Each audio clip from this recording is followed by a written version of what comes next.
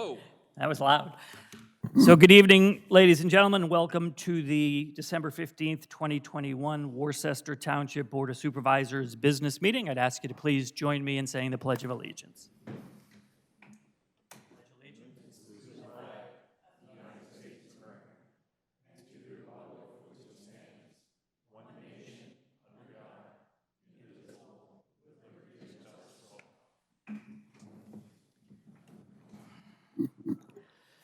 So welcome, folks. In the interest of time, I will dispense with the introductions, and we'll move right to informational items. Does anybody have any informational items for the board tonight?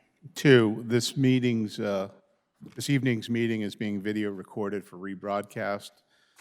Also, the board, prior to this evening's meeting, met an executive session to discuss a matter of litigation in specific.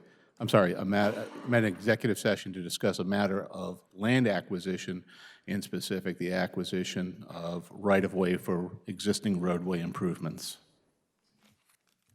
Thank you, Tommy. First item on our agenda is public comment. We do ask that you keep your public comment to 5 minutes. Does anybody have any public comment for the board this evening? Either side, gentlemen, come forward. I'd ask you just to sign your name and then have a seat. And then just make sure you pull the mic close to you so we can get you on the recording.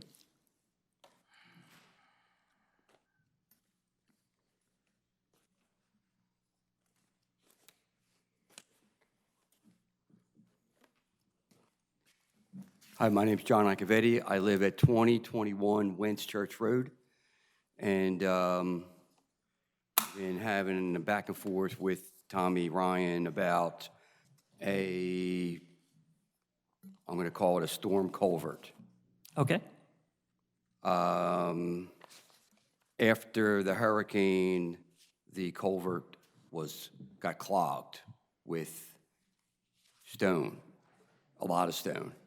And when I called the township, they said that it wasn't their responsibility to take care of it. But in the past, the township has cleaned it. My neighbor, Alice Mahoney, couldn't be here tonight because she tested positive for COVID, but she stated that she would provide a letter stating that the township has taken care of it all these years. So it looks like it was put in about 2008. Okay. And at that time, I protested that they cut down my huge willow tree. So, and whoever was doing the work said it was in the right of way, that I had no choice. It's done. We're doing it. Talking to Tommy Ryan, he tells me that it's on private property and I have to take care of it. But there's no easement. I requested right to know for an easement, for a permit, for anything. And the only thing they had was a letter that Worcester sent me stating that, hey, we're sorry we didn't talk to you about it, but we're sorry. At this point, I need to know, where am I going to go from here? I don't want to take care of it. It's a huge job. I checked my title report. There is no easement. So it appears that Worcester trespassed on my property, built something without my approval, and now they expect me to take care of it. I'm looking for an answer. I need a fast answer, because what's happened is now that the culvert is clogged, the water is backing up in my yard, and it's took out my one garden. So I need some direction here. John, you said that there was a willow tree on the property, and I remember it's a big old tree. Correct. That wasn't close to was it close to the road? Was it back further on the property? Nah, it might have been 30 feet from the road, 40 feet from the road. It was was in the wetlands. That the bottom of my property I let that grow wild because I know it can get wet down there.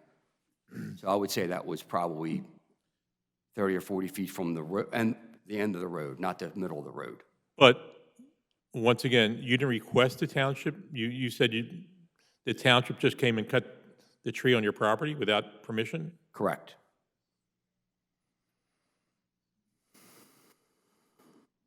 So at that point, I didn't ask Right. the contractor, do you have a permit? He just told me it's in the right of way.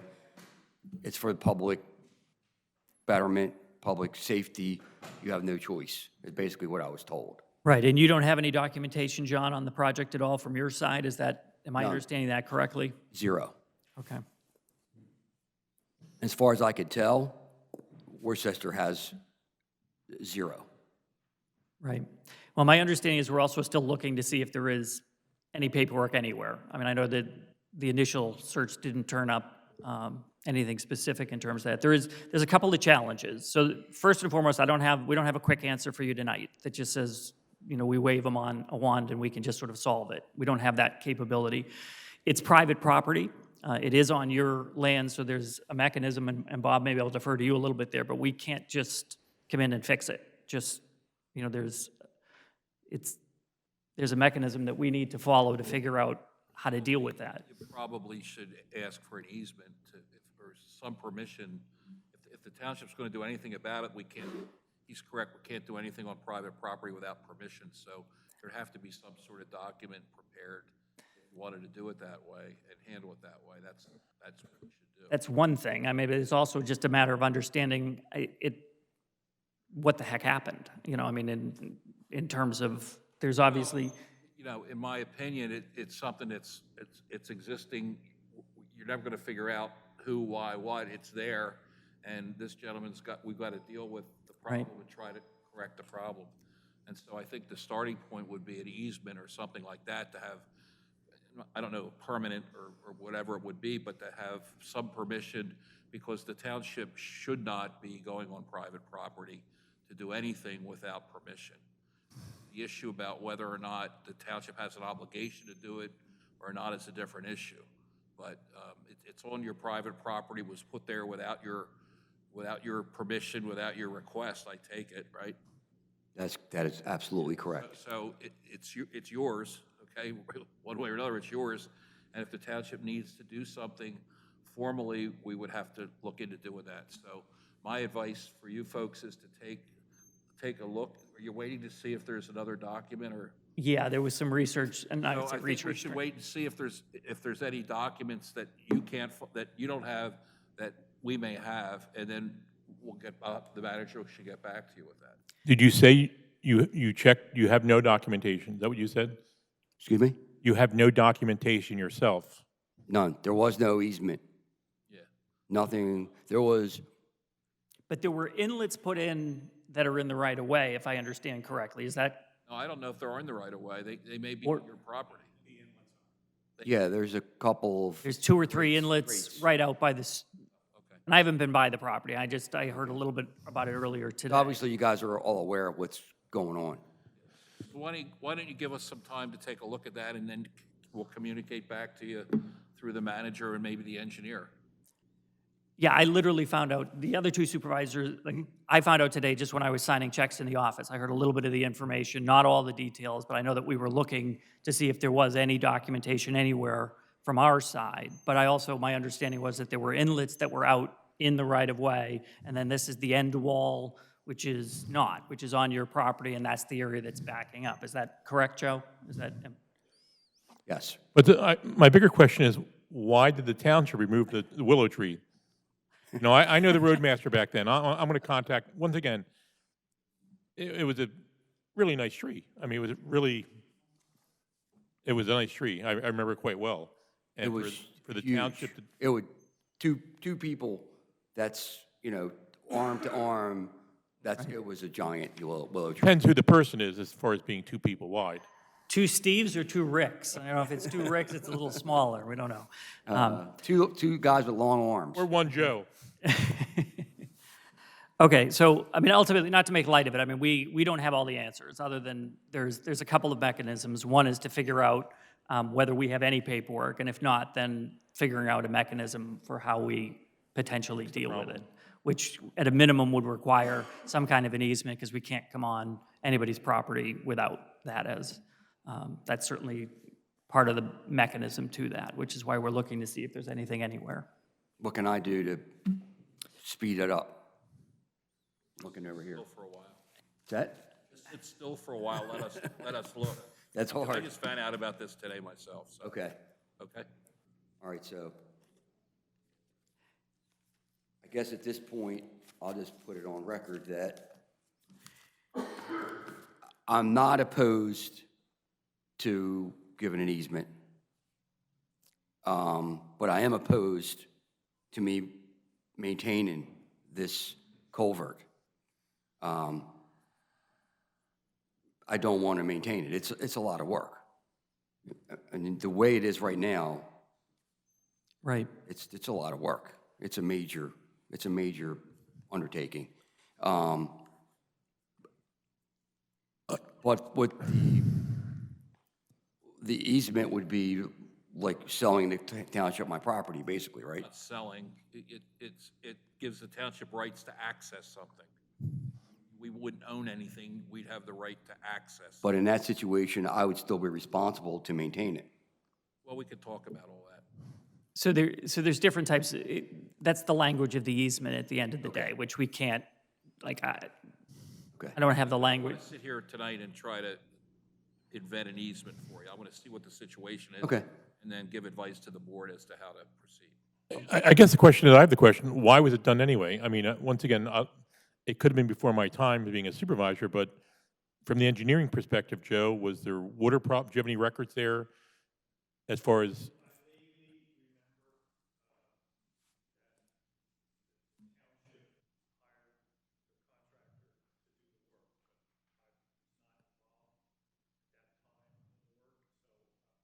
You weren't involved in it?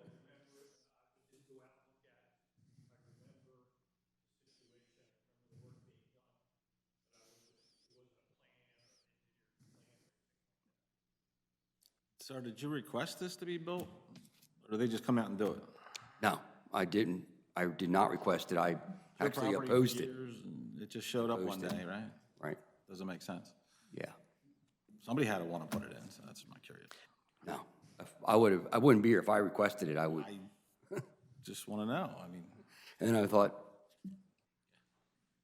I, am I losing my mind? No, But I- I'm not. you were there, you might as well know who the contractor was. Right? And it's not like, I'll end with this. It's not like I just bought it and the old owners knew about it and I didn't know about it. I've been there for 31 years.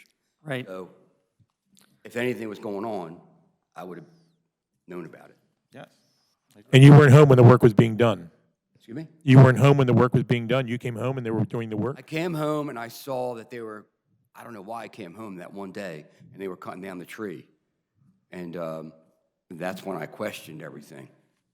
I should have come to the township and questioned it further, but I just assumed that what they were doing was within the right-of-way. At that point, I knew there was a 30-foot right-of-way, but I was wrong in thinking it was from the edge of the road, not from the center of the road. If it was from the edge of the road, then it's fine, but it's from the center of the road. And Right. by talking to Tom today, I do have the plan with, I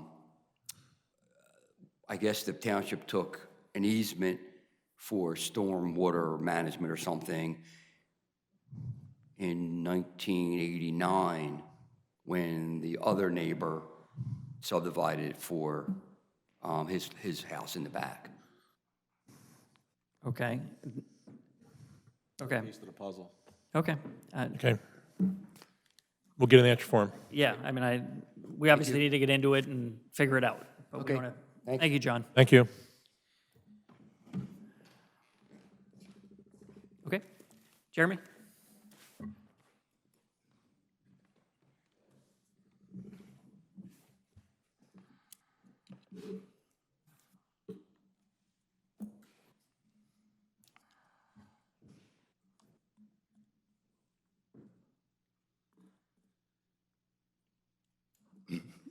Good evening, Jeremy Quinn, Windy Hill Road. My comment is in regards to the agenda. I'm questioning the mechanism of getting items on the agenda for the meetings.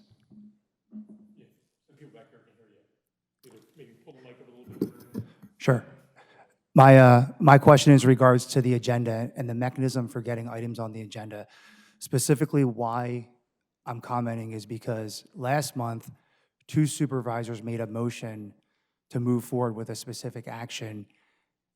Because of a state law, that motion couldn't carry. So I would have assumed that if that action was important enough to be motioned by 2 supervisors and because of a state law it couldn't be acted on, that it should have been on the agenda for this month, but it's not. So that item that was important enough to have a motion and a second by 2 supervisors just vanishes and goes away. If someone can direct me or provide me with information on the mechanism of getting something on the agenda, I'd just like to know that process for going forward to see how items are dealt with. I don't need an answer now, but if someone can provide it to me, that would be great. Some follow-up items from my specific stormwater issue and the assessment letter that I received back. I also brought to the board my comments that there were absolute false and inaccurate information in that letter that was provided back to me and provided other residents in this township. So what I said in a meeting with the township manager was not accurately put into that letter, and that letter is now a public record that was sent to other residents with misinformation. That was a big enough problem that I made some pretty serious comments last month about how concerning that is. I would have hoped that that letter would have been corrected or revisited to correct that inaccuracy. I was with 2 other residents when my statements were made, and what's captured in that letter is not true. I think everyone here knows the seriousness of that and what it does to my reputation, my integrity in false, not factual information being relayed from a meeting to other residents in a public letter. And I'd really hope that that gets addressed and that letter gets revisited and probably rewritten with that information. There was a second piece of information in that letter that referred to a comment I made regarding runoff from the north side of Ethel Road. I specifically stated that I did not talk about the north side of Ethel Road. I talked about the south side of Ethel Road, the repaving, the recrowning, and the runoff from that project. I submitted a right to know last month, and I got some papers back here. You can see my file's getting pretty big. There's some emails in here back and forth where Tommy Ryan specifically emails Joe Nolan and says, we have an additional problem here that we need to address. And he's specifically referring to the runoff issue from the south side of Ethel Road. And there's a picture in here with arrows of that runoff that specifically confirm the conversation myself and 2 other residents had on that same day talking about the runoff from the south side of Ethel Road, not the north side. It was also misdocumented in this letter to say that I was talking about the north side. Not only is there email that confirms there's an additional problem here that needs to be addressed, Joe Nolan confirmed, got it. I don't know, nothing's happened since then, but there's a picture on here documenting exactly what I said the additional problem was outside of the grading issue at 1016 Ethel Road. So I'm trying to figure out how this letter gets this misinformation in here that's not being addressed, how this letter has something in here that I didn't say, and how the manager and the engineer are aware of a problem. It's in an email that this is an additional problem we need to address. Okay, got it, from Joe Nolan, but nothing's been done with it. And there's a picture in these emails documenting exactly what's happening there that we said is a problem. But in my assessment, the only answer back is everything's due to increased rain events over the years. There's no other explanation for these problems in the assessment that was given back to me except increased rain events over the years. So I got a letter back from the manager where the manager is not only giving legal advice, he's acting as an engineer and a meteorologist, none of which he is.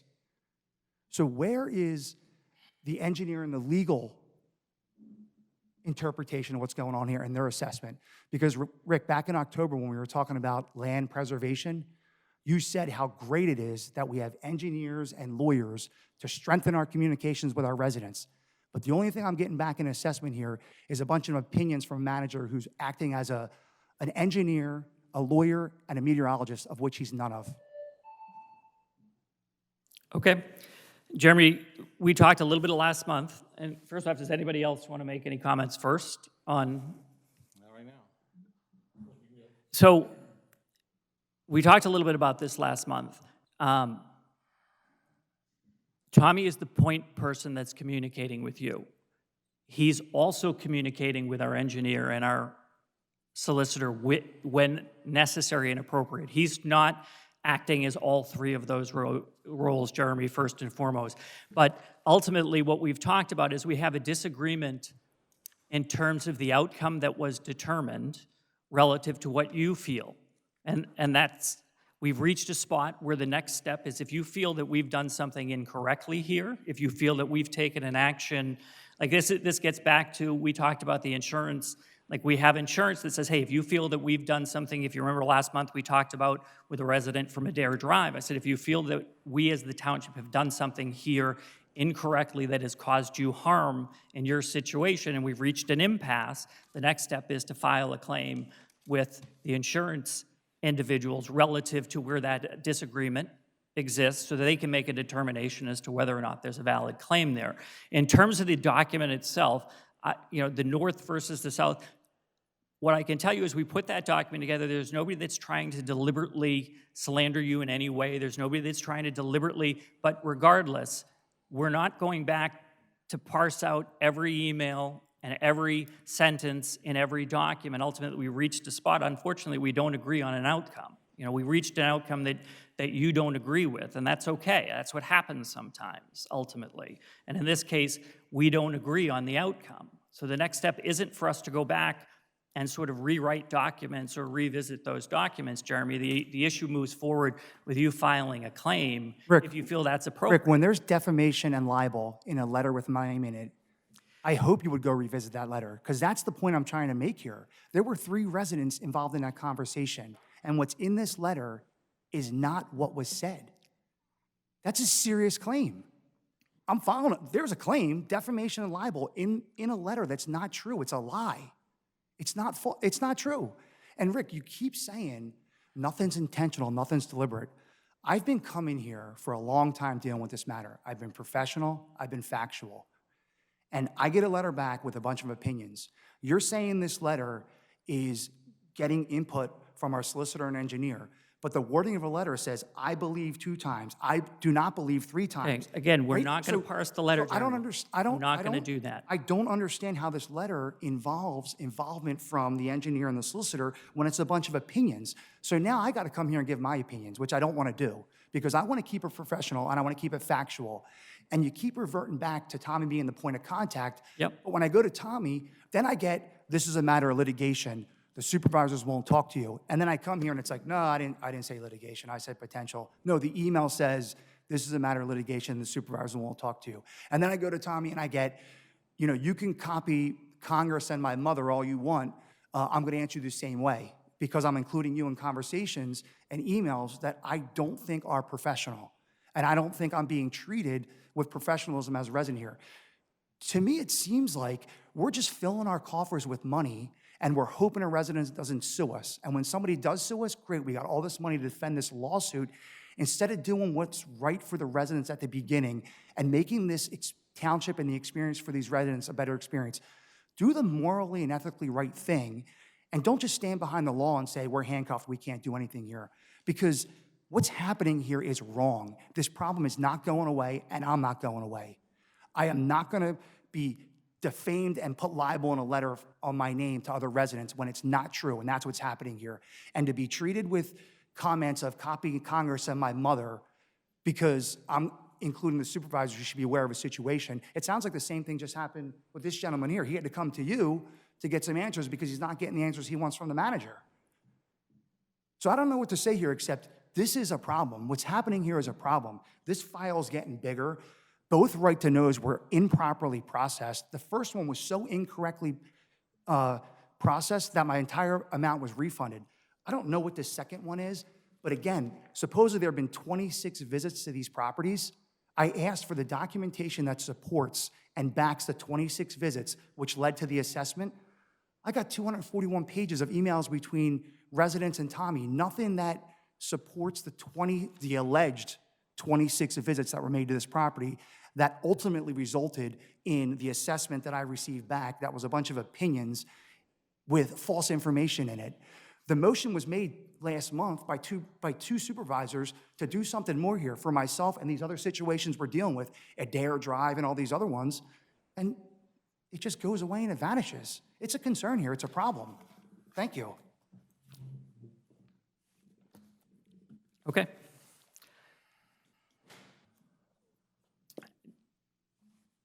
Do you have anything else to add, Steve or Lou? I mean, I'm soaking this in right now. okay, I'm soaking this in right now. That was a long, it's fine. you got anything, Steve? It's a tough situation. I mean, you know, as we said last, it's following the letter of the law, but Jeremy has other issues there about the letter and things, but it's just, you know, Right, but you can't, I mean, the challenge, there's a challenge, we can't just disregard the law because we just can't. I mean, you can dislike that answer, that's fair. right, I have to agree with you, Rick. That's the problem. As we made the motion last month to try to do something, essentially the law prohibits us from doing what we need to Well, do. there isn't, but there also isn't, there isn't another evaluation arm. Like there isn't there's ultimately, we're the board, we'll agree and disagree and discuss it amongst ourselves. We can talk to our solicitor when there's a legal opinion to be had on some particular item, but there isn't another sort of objective wing to go to. That's the insurance company in cases, and it's not intended, I'm not saying that, like I'm not trying to pass it off that way, but ultimately when you reach an impasse, you have to, like that's the vehicle that avails to us is to file a claim. It seems wrong, but if you own a business and you do something wrong to a customer, you have your insurance company. That's why you pay insurance. And Jeremy's saying that the township did something wrong. They overlooked some situations. The arbitrator in this case then becomes the insurance company. We just really can't go out and fix the problem. Although we want to do that, we're obligated not to do that. It just becomes we're in a quandary, I guess. And I guess the escape hatch is that the insurance is an independent person. They come out, they have adjusters that come out, they look at the property and said, yep, you're right, you're wrong. We're going to pay, we're not going to pay. And the township is on a slippery slope. If we start paying these questionable claims out, it jeopardizes our insurance coverage. Much like if you have a business, essentially it's on the same line. Right. And then there's secondary elements where when you start to get into the emails that go back and forth, and we've seen certainly with right to know requests where you start, and we've done this for the Right to Know Act when it was in 2009, I believe. And you remember it was before my time at the board, but you certainly remember when those requests would get asked, and I'm sure Jim could speak to this at great length. You'd request documents, and you're trying to produce the documents that match the request, and that's not always an easy task to do, and it isn't. Sometimes you wind up with duplicates because it's the replies back and forth on the email, so you wind up with 200 pages or thereabouts. There's not, you're required, there are certain exceptions to right to know requests to what you can or can't provide. In some cases, we're going back to files that don't necessarily have the information that we need. That was 2008. I wasn't on the board. I didn't sit on the board. Lou wasn't on the board. I think it's just before you or right as you were coming on at that time. If you don't have that, you're driving blind. And you can't just go back and try to recreate the history the way people remember it. You're stuck. I mean, they're unique situations, but there's some connectivity because that's what we're contending with, is we're trying to piece things together sometimes, which doesn't, it's like making the sausage. It's not always as clean as it should be. It is, but, as Jeremy brought up, the same situation, water situations, they're the Right. same, but, Jeremy followed the permits, or his neighbor followed the permits, and it was water issues, but they're separate. He's contending that the township went on his property without permission, Correct. did something without permission, and tore his tree down without permission. So we have to really investigate that history. Agreed. Agreed. But Jeremy's situation is someone above him built a property and the water runs down onto his property. And we went over the law. We made the regarding- determination that that actually wasn't causing the runoff in the way, and there was a swale, and again, I'm not gonna get into, every particular item to it, but there were a lot of, when you start looking at it, it's dominoes that start kicking over. And when I say that we're not doing anything intentionally, I mean, we're driving blind on some of these roads. Right. But we then reach a point of saying, well, we've determined collectively as a board, as representatives, that we're not causing the specific runoff condition, that it isn't a township issue. And what Jeremy is asking us to do, is to say, hey, do what's right for the neighbor. Well, it unfortunately doesn't work that way. I mean, that's not a great answer, but that's where the law does get in the way. So last month, Jeremy, what they talked about was, if I remember correctly, was the notion of sort of finding another element to evaluate those, and there isn't, I guess is what I'm not, we can't have a separate resident committee that does that. It's because we're governed, it just doesn't work that way, unfortunately. I mean, that's. Well, the way the law I think does, you know what I mean? the motion that Lou and I proposed last month is Mr. Ryan said, you guys can't do that. Well, I think, as you said, as a good neighbor, a friend, you try to help the people out. And we said, okay, let's find this independent person to come in. Well, I guess we really can't do that. So the insurance company is the person, I guess, the final arbitrator in this case. Right. And in terms of our agenda, if there's an item that you want on our agenda, you can request it any time. There isn't some, again, I'm the chairman, I don't set the agenda specifically. I don't say, well, we're going to talk about Jeremy's issue or not, or we're going to talk about Steve's issue or your issue. That's ultimately, we do need to follow, scheduling it for next month or a work session versus a business, which we've done in the past. But there's simply a request if you want something on, and we make a determination collectively to say whether that belongs on the agenda or not. Mr. Lewis? Go ahead, May. I don't know, she got a question, but I was gonna say something. There's a Okay. statement, I don't know. That's fine. Let's do something. Maybe this is wrong, but I don't care. Make your comment.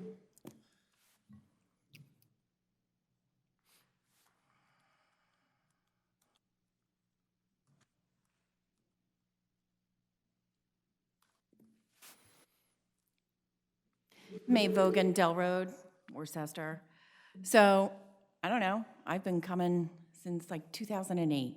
We've been talking about water a lot for many years. And, the first one I remember is Jim's. The next one I remember is Karen Arena. Yep. Yep, that was a big one.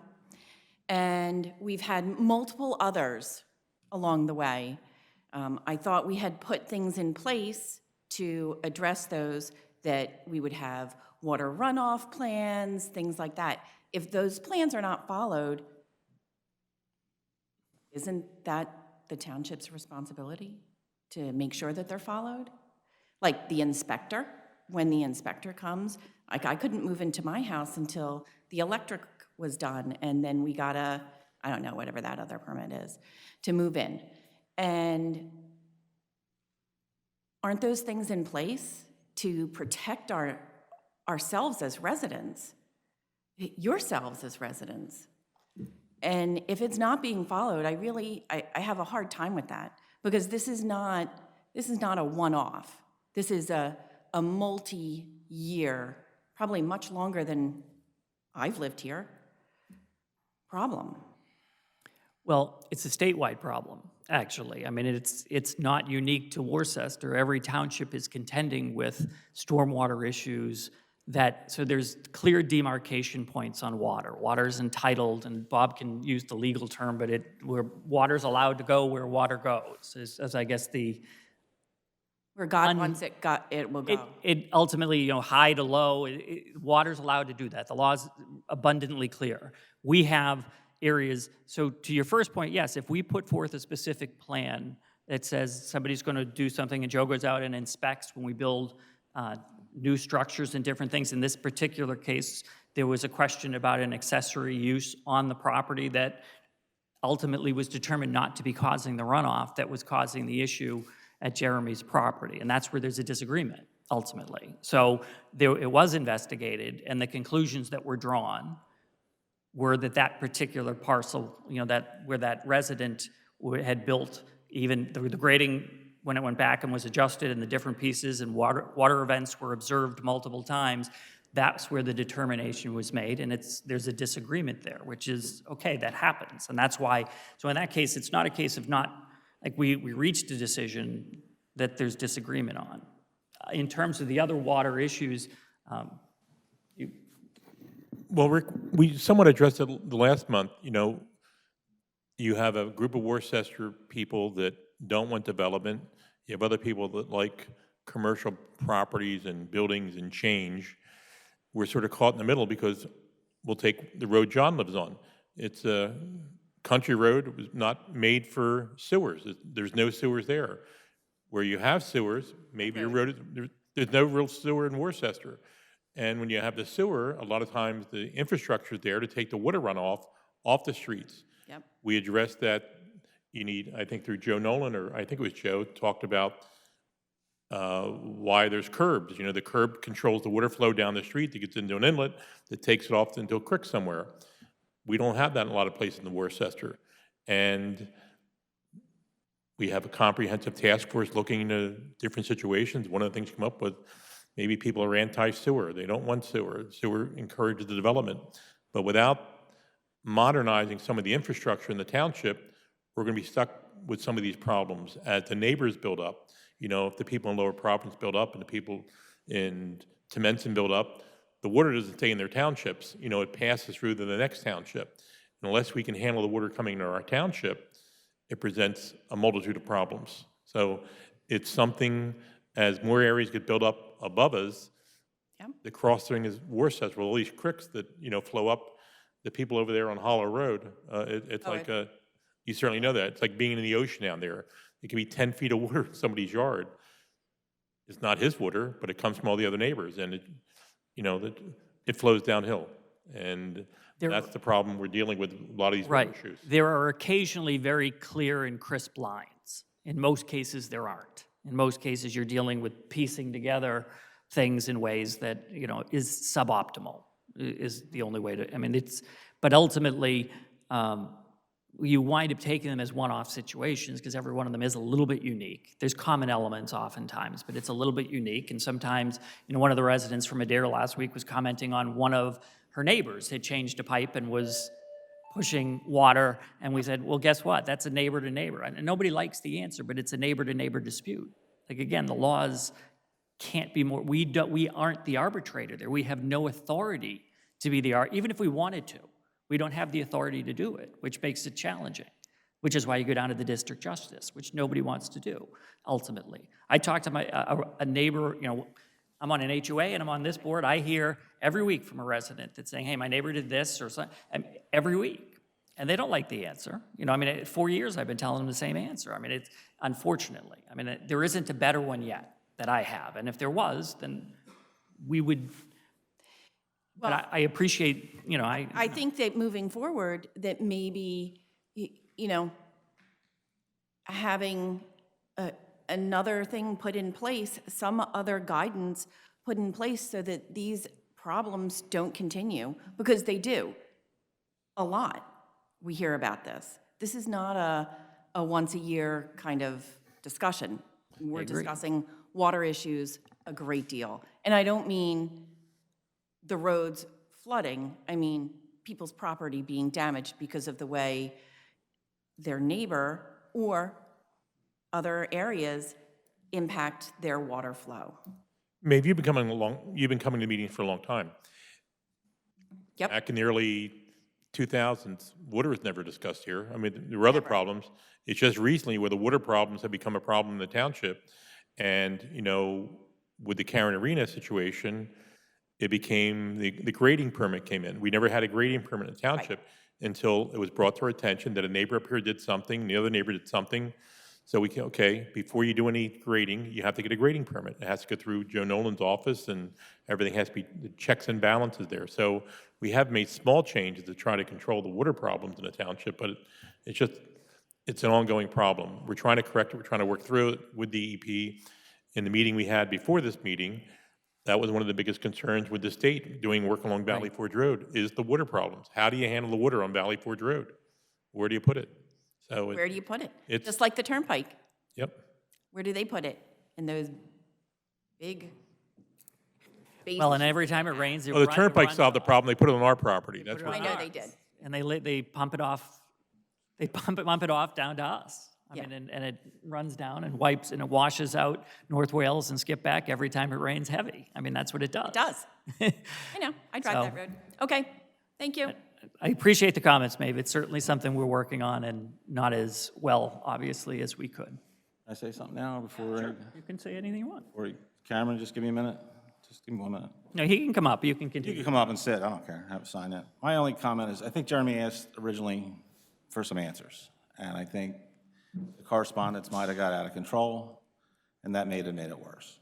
So I think he was looking for a correction, so maybe Joe Nolan at one point maybe was asked to look into it, and in your world, you have an arbitrator if you have two lawyers that just don't agree on a case. So I don't know if we have the mechanism for a third party to look at this, and not to throw anybody under the bus, but I think that if this keeps going on and on and on, and I don't want to play with lawyers and engineers and stuff. I just think we need to fix these things.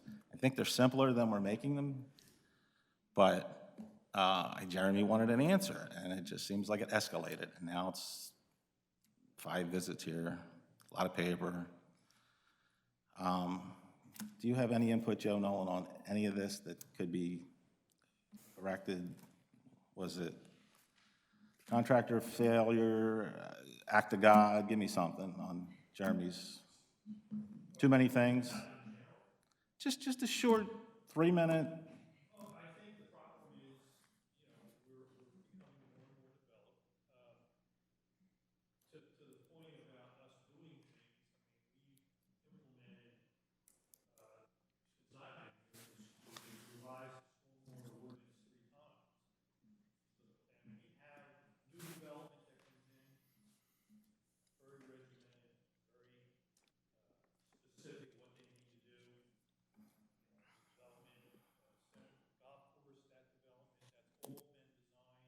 I get it, but my question is, does...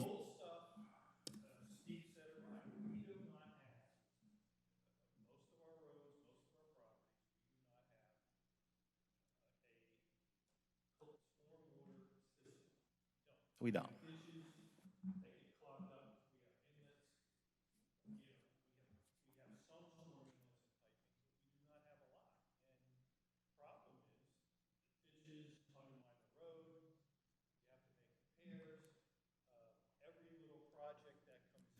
But just focus on Jeremy's case right now, because he was the center of this. Do you have any input on his case at all? Was it,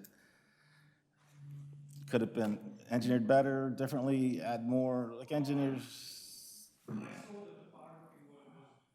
Yeah.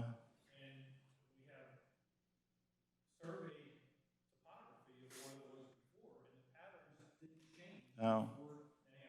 Okay. So it's just a lot of rain. That's the answer to this one, I guess.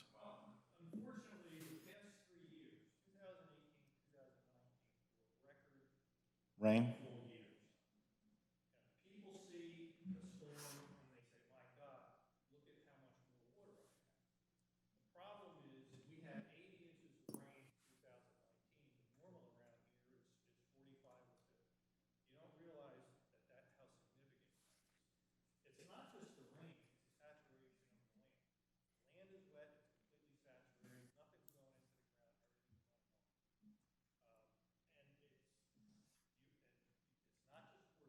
I understand.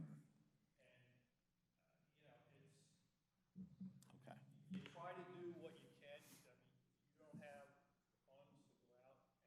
No. No.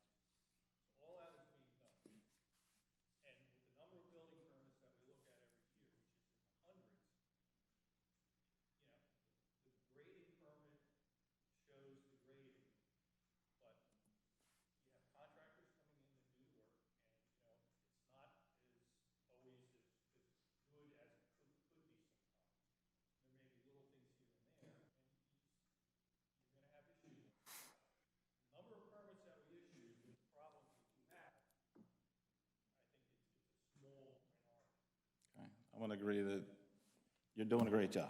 I think in this instance, maybe we need to look at this and maybe, I don't know, Rick, if this can be corrected, because I don't think the man needs to keep coming here, regardless of the correspondence back and forth. I want to fix this problem, if that's possible. Your call. It's not my call. All I mean, right. there isn't a fix. The fix isn't, we don't go onto his property and fix the water. I mean, that's, There's a problem that Joe said there's a problem that nobody fixed. it, Tommy said there's a problem, and Joe and said this is a problem we need to address, and nobody's addressed it. It's in the email right here, right now. There's another problem that's not addressed. I don't know what part you're missing here. You said, okay, I got it, and you never did anything. we'll take it offline. I mean, it's, There's another problem we need to address. It's the exact word in the email. I understand what you're saying, Jeremy. I understand what you're saying fully. Every word in every email doesn't get translated into an engineered He's a plan. professional. Hey, How's it hey. not translated to the right person? Saying. Yep. I have the information. We have the information, Jeremy. There's another water problem that needs to be addressed. You've had an opportunity. We're good. We have the information. Oh, I'm good, don't worry. Thank you. Cameron, you're up. Aaron Barrett, Methacton Avenue. I got a phone call from a township resident, not a township employee, saying that my fine was handled. That was the word I was given. I'm looking for some clarification from you on that is. And if the- Cameron, I'm not sure which, go ahead. I was I'm not- given a phone call by a township resident that said your fine was handled. I'll address that situation. I was the one that didn't want the bickering going to the meeting, and I said I would pay the fine. And I was told by that resident that you weren't interested in me paying the fine. So I said, fine, he don't want me to pay the fine? Go to the district justice. Perfect. So that's essentially, That's we're what I- correct. that's So what I I was was the looking for, one 'cause I don't to want alleviate the problem, to be the peacemaker in the township. I said, you know what? We don't need the hassles over something like this at the township. I understand the situation. I said, you know what? I'll pay the fine out of my pocket. I gave it to the person who relayed the information to you. Came back to me that you weren't interested in the fine being paid. I said, fine. So Perfect. we're back to square one. That's the clarification I was looking for. So I'm back to here for my argument with the fine as to why somebody's offering to pay my fine to make it go away when it can just go to a court and handle it the right way, because I'm not going to pay the fine. There was people burning on Stump Hall Road, clearing land debris. You guys just put out a new burn ordinance, and they're burning away, and there's no fine issued. And then you used the word "we" and "are" multiple times last week. Who is "we" and "are" when you're discussing my fine and forgiving it or not forgiving it? Are we talking these three, or are we talking just you and Tommy, or you and the fire marshal? Because you said the words "we" and "are." Right, it would be this board ultimately, so 1, 2, 3. Okay. If there is a discussion to have regarding your fine. Okay. It would be this board right here. And so, but you said the exact words. I rewatched the video. You said it was our decision. Correct. We made a decision, and it's come to my attention that you never talked to Supervisor No, Betts about it. no. That's, No, that's exactly what you said. I rewatched the video. I can get it in a quotation for you. so there's two we's. There's we the township. and We the township makes a determination on your fine. We the board would make any decision regarding rescinding your fine. If we said if we looked into it and made that particular determination. Okay. And I'm one vote of 3. So ultimately, if I say no and the other two say yes, it gets waived. If I say yes and they both say no, it doesn't in that Did you regard. ever have an executive session on my fine? No. Did you ever have an executive session on voting yea or nay on relinquishing my fine, which I asked you to? No. Very first time I asked you here, I said I would like you three to vote, and you said I'll get back to you end of the month. That was your exact words. Us three right here in a public meeting would make a determination. It's not an executive session matter, Okay, so Cameron. I'm asking you right now to vote, you three vote on whether my fine should be relinquished because Dave Cornish never showed up in 2019 and gave me a warning. He never was there. That's proven. You can put him on oath that Dave Cornish never showed up at my house in 2019. And that I was burning sticks and logs, and he wrote in his own fine that was, in his opinion, it was not out of control, but it doesn't constitute a recreational burn. So again, and you just revised it, I just read it before I came here. What are we supposed to burn? I understand no leaves. I'll respect that. I'm a fireman in Lower Providence, I get that. Leaves can get out of control. But am I supposed to go buy pre-made logs from Acme and burn those? There's zero clarification in your burn ordinance that says what I'm allowed to burn. And it says in my fine that I was burning sticks and logs. That's what people light on fire to have recreational burns. So again, you have zero answers as to what I was doing illegally when the fine says I was burning sticks and logs. Let me jump in here if you don't. Sure, by all means. Cameron, is it? Yep. So this board doesn't have jurisdiction to get rid of a fine, right? Okay. They don't have the legal authority to do that. Now, maybe Mr. Quigley offered to pay a fine. That's completely irrelevant. But this board doesn't have. Not as the board or township money, in order to avoid the problem. Out of your own pocket. Out of my own pocket, I decided to do that. But the issue is not the fine with Cameron. There's a bigger issue here. So it's not me paying the fine to get rid of the fine. So let He me, wants to get to the ordinance and what's burning and what's not. I'm assuming that's what he's after. there's two things here. One is, I don't want to mislead you into thinking that this board can waive that fine. So if you get a fine, which I haven't looked at it, but if you get a fine, there's an appeal period for you to take that appeal to, I believe, a district justice. I think that's the procedure.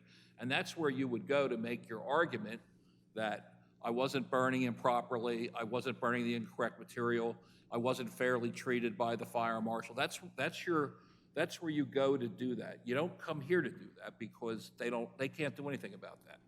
The second part of the question is the burning ordinance satisfactory, or is it unclear, or is it ambiguous, which is, it's another issue to look at. And you made some good points. I've sat here, I think you've been here at least 3 times on this issue, and I've heard your points, and I understand it. And if there's something there that's unclear or ambiguous, I'd love for you to, advise me what that is, and maybe it's worth taking a look at.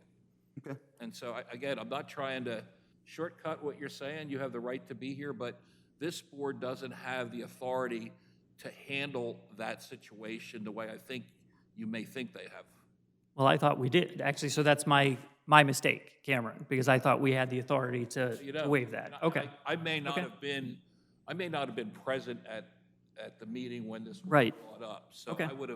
I would have said that. I may or may not, I don't remember, but I remember you being here. So that's the answer.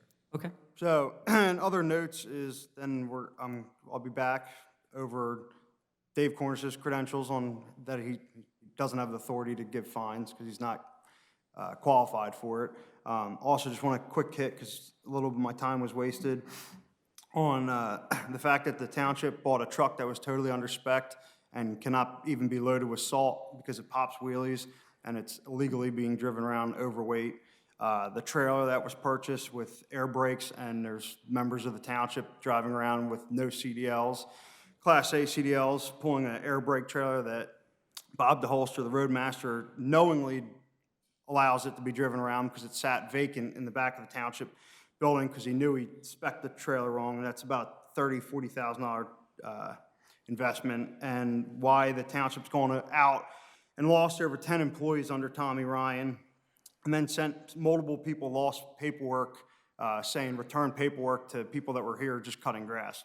just observation points that we're gonna be looking at in the next month and just giving you the heads up, so, thank you. Thanks for your comments, Cameron. Does anybody else have any public comment? Jim?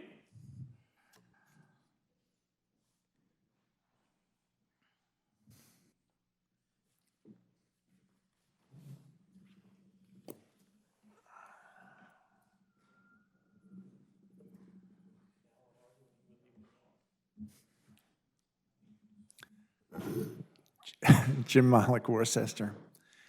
Nobody in this building understands better than Jim Malik what it takes to create a bunch of Jim Maliks. And you're creating a bunch of Jim Maliks. Okay? You don't want to, I'm telling you, you don't want to do that. Okay? I mean, I've learned from all my experience that when you have somebody who's motivated because they feel they've been wronged, it's not a good thing. It's not a good thing. So I'll work backwards to forwards. You know, when it comes to Cameron Barrett, guy's a fireman, right? A fireman, experienced fireman. He's out in his backyard sitting with a couple logs and sticks.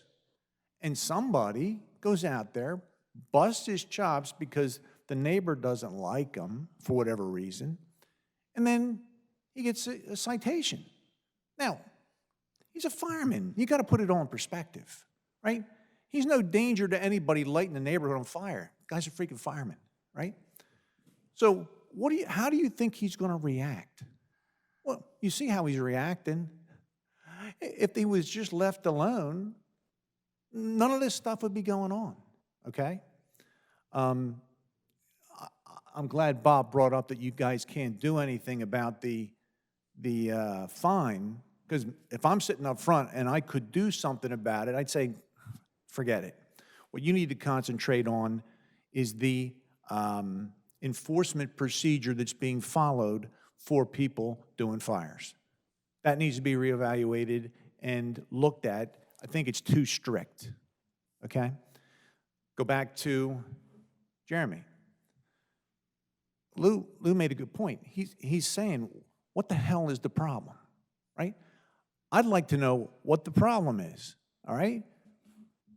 Mr. Nolan could easily generate a report, or what I would do, because this is like not productive anymore, I'm a problem solver, hire an independent engineer to go in and evaluate the situation. Tell Jeremy, look, we get this engineer and he says, no problem, then you got to live with it, right? Well, then you know. You got your own engineer, you got an independent engineer, and if they both agree, there's no problem. And then that's taken care of. But like no action, you know what? He's going to keep coming back. You can see the frustration. I mean, I'm looking at Jim Malik Jr., actually a better looking version, but Jim Malik Jr. over there. Now, the first gentleman, a culvert, where does the water go? Like, is it going to a pipe? Where's the pipe go? Well, it's an end wall, isn't it? An end wall is this in this particular case? And again, I don't. Jim, it Does just it goes go in- downhill. Water goes down. I know, but does it go into the storm sewer? The township storm drainage sewer? Creek, somewhere. Doesn't matter. Well, here's my point. If it goes into the township's storm drainage sewer, it's yours. Okay? So that's a whole different ballgame. The thing is yours, and it got put on private property, all right?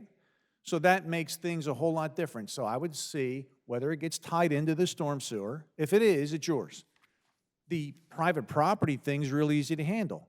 Say, hey, can we come on your property to clean a drain?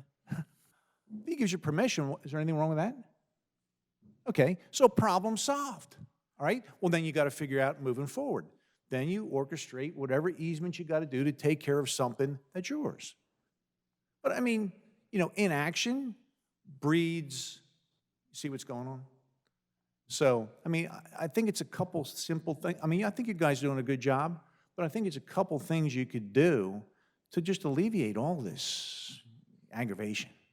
So, thanks. Thank you, Jim. Does anybody else have any public comment for the board tonight? Okay.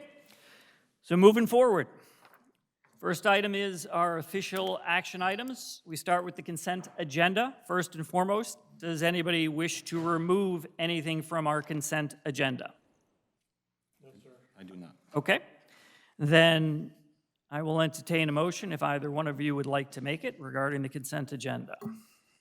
Make a motion to approve the consent agenda, treasury report, bill payment, and the November 17/21 business meeting minutes.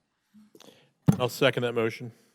Okay, it's been moved and seconded, and just for the motion, let me just note that the bills that we're paying are in the amount of $374,527.62. Is there any public comment regarding the motion that's on the floor? Seeing none, I'll call the question. All those in favor? Aye. Aye. Aye. Motion passes. Next item on the agenda is Resolution 2021-29, and this is a resolution to adopt the 2022 budget. Tommy, is there any presentation on this, or is it just us discussing and passing the budget? Yeah, the budget was presented at the September work session, then again at the October business meeting, and then again at the November business meeting. And at the business meeting in November, the board authorized the budget be advertised for public inspection, and it was posted on our website, put in our lobby, and the legal ads run soon thereafter. There were no comments received during the public inspection period. There has been no change to the budget from that version presented at the November business meeting, so the budget is now ready for adoption. Perfect. And the one thing that I will add is that there are no new taxes as part of the 2022 proposed budget. To that end, would either of the other supervisors either wish to have discussion on this, or are you ready to make a motion to adopt? Mr. Chairman, I think we've gone over it a number of times, the budget, and I'm ready to move on it. I agree. I'll make a motion, we approve the 2021-29 resolution, approve or adopt the 2022 budget. I'll second that motion. Okay, it's been moved and seconded. Is there any public comment regarding the motion on the floor? Seeing none, I'll call the question. All those in favor? Aye. Aye. Aye. Motion passes. Next up, we have Resolution 2021-30, which is a resolution to adopt the settlement agreements in relation to the opioid crisis. Mr. Solicitor, you have some comments. I do. I sent the board a memorandum on this. I trust that you read it. Basically, we received from the Attorney General back in September a settlement notice.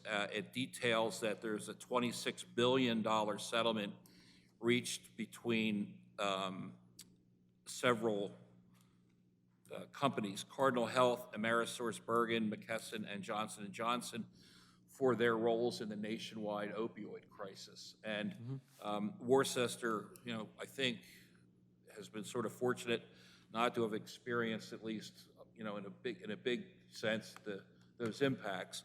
However, under the settlement agreement, these companies will be paying up to $21 billion over 18 years. Johnson & Johnson will pay up to $5 billion. And if Worcester adopts the resolution to participate in the settlement agreement, we don't know if we'll get any money, but if any money comes down through the state distribution system, any funds we get must be used for things like treatment programs and prevention education on those settlements.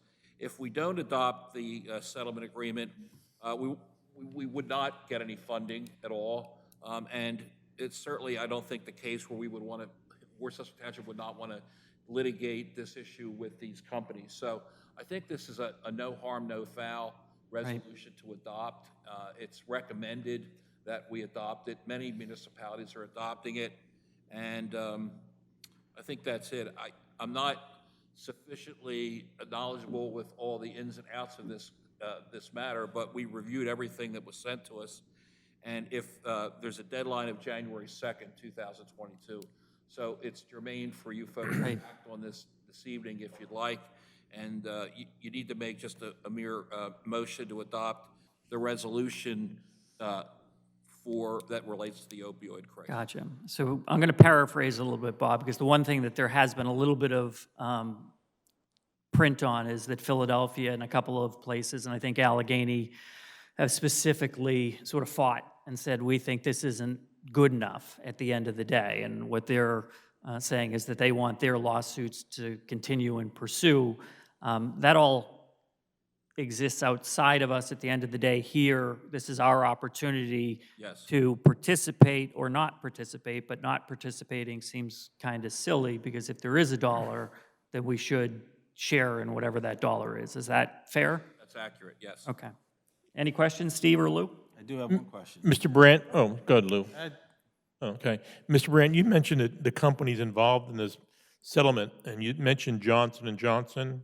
I think I did. So you mentioned Johnson & Johnson, so they were, I guess, agreed they were pushing these opioids to people, or these drugs that really weren't needed? When you sign a settlement agreement, you basically, when you're paying money, you admit that there was something incorrect. I didn't delve into the specific pieces of litigation, but So I guess my question is this the same Johnson & Johnson that's pushing the COVID drug at the present time? company. Same company. Interesting.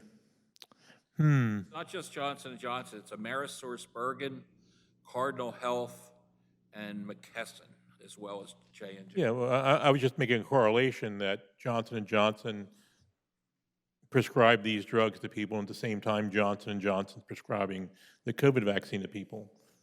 So, I think Mr. DeLello brought the subject up. Maybe be in Worcester's interest to not go to settlement and join Allegheny and Philadelphia County to challenge it, maybe, gain some recognition. I don't know, Steve, there was talk, I think it was a dozen years ago, that we were going to lead the charge on right to know. How did that work out for us? Maybe Jim can share how that worked out. If Mr. Brandt's capable of handling the task. I think we have to get special counsel on this type of litigation. That's a no then. So you're recommending, I'm recommending you adopt a settlement resolution. I just got one question. You said the money, if we ever get it, it's got to be used for some kind of educational It purpose? has to be used for, let me find the right words for you, Lou. You can't use it for roads and bridges, is what I was getting at. Must be used toward future opioid remediation efforts, such as treatment programs and prevention education. Do we have any of that? We're very fortunate we don't have a lot. Would we have to create one that used the money? If we got the money, we'd have to use it for those purposes. We'd have to create If we something. got the All right. money, we'd probably have to deal with maybe the school district or something. That's what I was Yeah. saying. We go to a school district. We just go there. All right. So I'm going to make, am I right to make a motion? Yep. You good? All right. So where are we at with this one? I'll make a motion for resolution 2021-30 to adopt the settlement agreement in relation to the opioid crisis. I will second that, but I'd love to get more money out from Johnson & Johnson but I'll leave that alone. So I'll second the motion. Okay, it's been moved and seconded. Is there any public comment regarding the motion on the floor? Seeing none, I'll call the question. All those in favor? Aye. Johnson & Johnson stock traded at $171.14 today, Steve. When was it last month? Well, yesterday, it came up 85 cents. We'll see what I don't think the settlement's really going to hurt them then. Going to drive them up or down with our... see what effect our motion has on tomorrow's market. I don't mean to be flip about it. I think you folks, I think you're doing the right thing. I think that's really what the attorneys are. Yeah, look, I think we're extremely fortunate that we don't have a significant opioid issue in Worcester Township. I mean, we're very fortunate in that regard. So next up, we have another agreement, which is going to be a motion to approve an agreement with the Pennsylvania Turnpike Commission as to the design, construction, and maintenance of a sound barrier. Is this tied to the $1 million sound barrier that we've been working on for a while? Yes. Excellent. Anything to add, team? It's actually, as we speak, it's out for bid. We're building it before we even approve it. All right. So I'll make a motion that we, go ahead, Steve. Where's the property been delineated already, Joe? Where's it going to be, money going to be spent if we get the money? From North Wales Road upwards? No, it's going to be from off of Burks Road, starting at the Burks Road side along the Turnpike as far as $1 million will take us, pretty much. Burke's going down. Okay. Yeah. It's two sections. The first section is 450 feet, And then the second section is actually, and that's off the Turnpike, and that should be easier to construct. The second section is, it's another 400 feet along the actual road itself, and that's going to be on the Turnpike. The people in Dr. Mollick's area, the constituents of the development on North Wales Road and Skipback Pike, it really won't reach that area then. No, it's The new homes there on, It's the Kibble House subdivision off of Burks Road, where that's where it's going to be, pretty much. That's where it's going to be. There is still a slice that's missing, Steve. To your point, if I remember correctly, there is so my neighborhood, it came up north and sort of stopped at, before it got to Deep Meadow, I think it was. Yes, yes. If I remember correctly, and then this picks up a little further up on Skipback at Burke, so there is a slice, if I remember correctly, that still remains not covered, I guess, by a sound barrier, if that's... okay, thank you. We good? I think we're good. I'm up. All right, so make a motion to approve. Motion to approve the agreement of the PA Turnpike to design, construction, and maintenance of a sound barrier. I'll second that motion. Okay, it's been moved and seconded. Is there any public comment regarding the motion on the floor? Seeing none, I'll call the question. All those in favor? Aye. Motion passes. Now we also need a motion, okay, so we need a motion to authorize the township solicitor to oppose zoning hearing board application 21-14, Palmer Bodie. So if I understand correctly, Bob, and I'll hand it over to you, is that we got a revised complaint, in essence, because of... What happened is, when they filed the initial application challenging the ordinance before the zoning hearing board, they filed it with an agreement of sale that was heavily redacted, meaning important information missing, including the settlement date and a bunch of conditions. And they refused to provide that. I suspected that they did not have standing. I suspected that the agreement of sale had expired, and we asked the zoning hearing board to issue a subpoena to demand that they present that. We got into a lot of litigation over that because they refused to present it. It went to the Court of Common Pleas. We were set to start a trial the Monday after Thanksgiving, and at the 13th hour, they withdrew their challenge to our request for the redacted agreement of sale. They withdrew the original agreement. They withdrew the original application and corrected the standing issue by filing this one in just the name of the property owner. So it's a technical legal argument, but they were hiding this from us for a long time, and I think they were going to be caught, and if they were forced to provide an agreement of sale with all the information, and we would have found that it had expired.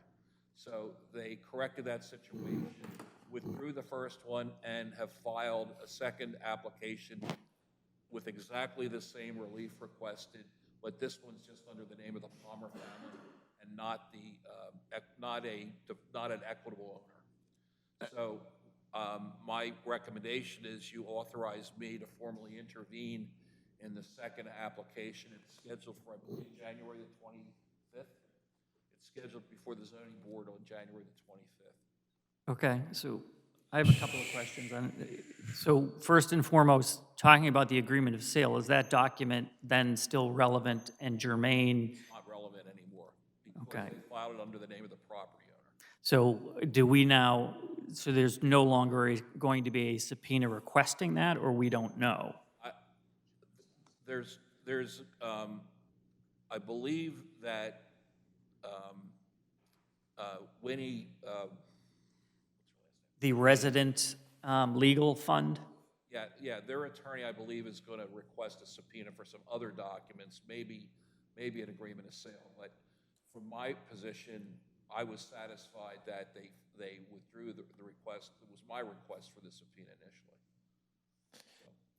initially. Bob, I guess we spent a lot of money so far, We have spent a lot of money. and we didn't get very far. And now we're going to start over the same thing. Am I right in assuming that the whole process starts over again, where everybody comes in, Yes, and people in the audience can sit there and ask for standing and not standing? yes.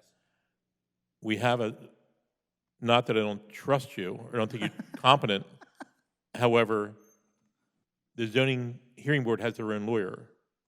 And we sort of oversee in some sense. Yes.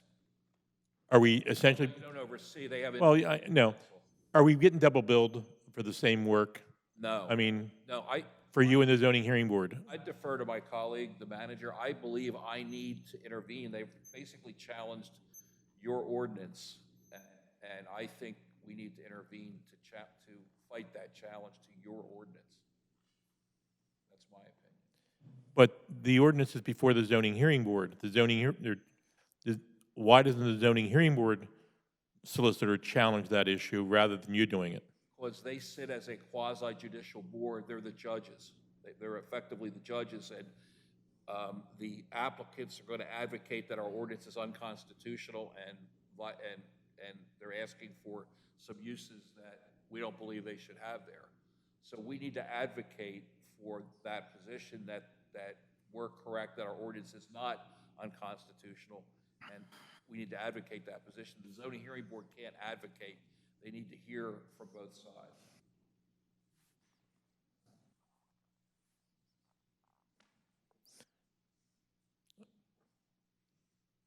You done, or what are you doing? I'm thinking. I think there's a bigger pot of gold with Johnson & Johnson, but he doesn't want that, so. Yeah, we don't want this to turn into stupid. Okay, I understand now what you're saying. Lou, do you have any questions? I have one for Bob. Go right ahead. Maybe, and tell me if I'm out of control or not. Is there any negotiations with the township? We can't talk about We that. can't talk about anything. I'm going to tell you right now, there's none, Okay, but that's not the kind of topic that I want to talk about publicly. okay. I'll withdraw, and I'll make a motion that we authorize the township solicitor, Bob Brandt, to oppose the zoning hearing board application 21-14 Palmer property. I'll second that, and Merry Christmas, Bob. Well, Jim's going to have to come up and tell us how good a solicitor you are when the back-end public I'll comments. do that tonight.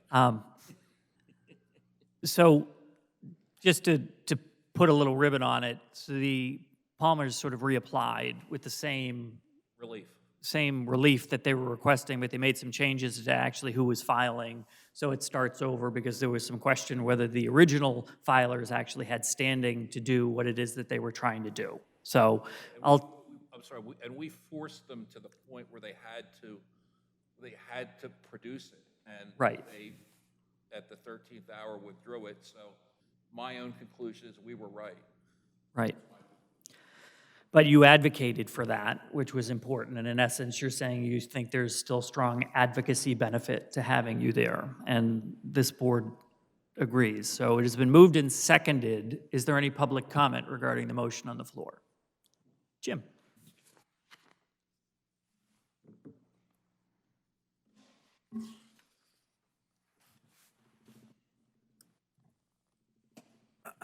Jim Malik, Worcester. Thing I noticed after, you did a great job with that first piece of the case, following through. I mean, that's pretty good lawyering. I noticed the nameplate. You got the wrong nameplate there. Should be actually Clarence Darrow.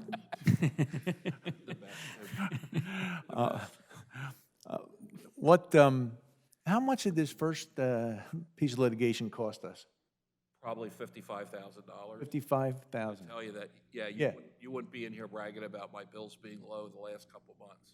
Yeah, but the whole thing is, you get something for it. And I agree with you being the advocate because of the fact that the quasi-judicial body, that lawyer is taking care of the procedural stuff that they're doing.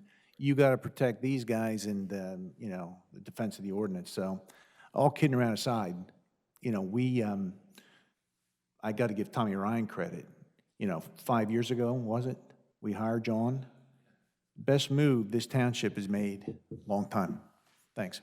Thank you, Jim. Thank you, Jim. Is there any other public comment regarding the motion on the floor? Seeing none, I'll call the question. All those in favor? Aye. Motion passes. Go do your advocacy, Bob. Well, you saved me from an opioid litigation matter, thank you. We freed up your calendar for you. So next up, we have a ratification for hire. And Tom, if I understand correctly, we hired another Public Works laborer, and ultimately, we just need to ratify that, that hire as a motion. There's no other conversation that needs to happen on that, correct? Correct. Okay, so it's going to be a motion to ratify the hire of Christopher Lemaitre, Public Works laborer, a full-time employee. Would anybody like to make that motion? I'll make a motion, we ratify the hire of Christopher Lemaitre, Public Works laborer. Okay, it's been moved and seconded. Is there any public comment regarding the motion on the floor? Seeing none, I'll call the question. All those in favor? Aye. Next up, we have other business. Does anybody have any other business they wish to bring before the board tonight? I do. Okay. I thought of this in the past few months, and I think, and I mentioned it to Bob, that we could have 3 individual laptops, tablets, to do business. If we haven't learned anything in the past, I think that our communications and if the township could. Lou, I ordered yours. We paid the bill, tonight's bill run. If the other 2 supervisors would like a laptop, that's available. Just let me know.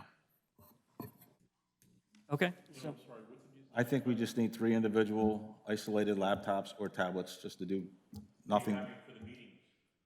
Regardless of anything. We get emails and we're using a different device to look up stuff. I'm just want an individual tablet or whatever to do Yeah, business. we spoke about this the other day, and after we spoke, we ordered it. It's a Surface, similar to the 2 Oh, it's that we already have in the works. in-house. Okay, it's in the works. I didn't. And the IT folks are setting it up now. And the other one is we have our reappointments. I'm new to the game on here. We have 28 reappointments. Some of these are just kind of common things, but if we could have all contracts, resumes, letter of recommendations for all these appointments, something I could go off of, because some of these people I don't know, and we have some appointments on our other boards that we have to, or our planning, something. All that information would be requested. so, Just start with A and work your way down to BB. okay. Some of them, I guess,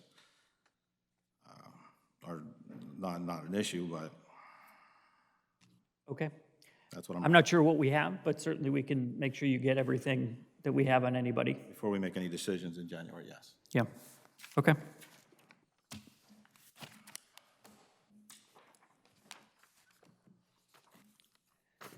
Okay, so next up, we have public comment again for the back end of the meeting. We do again ask that you limit your public comment to 5 minutes. Does anybody have any additional public comment they would, Maeve?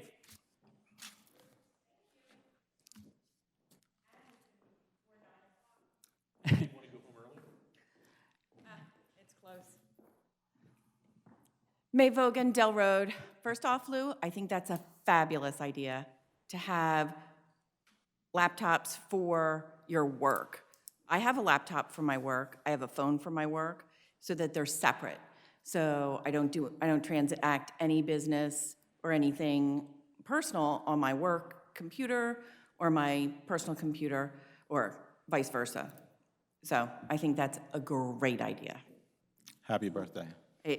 Thank you very much. I'm really old. 29 again. 29 and a bunch of months. 5'5". Double nickels, that was me last month. Good year for Chevrolet. Okay, does anybody else have any public comment for the board? Seeing none, then motion to adjourn. Thank you for coming, folks.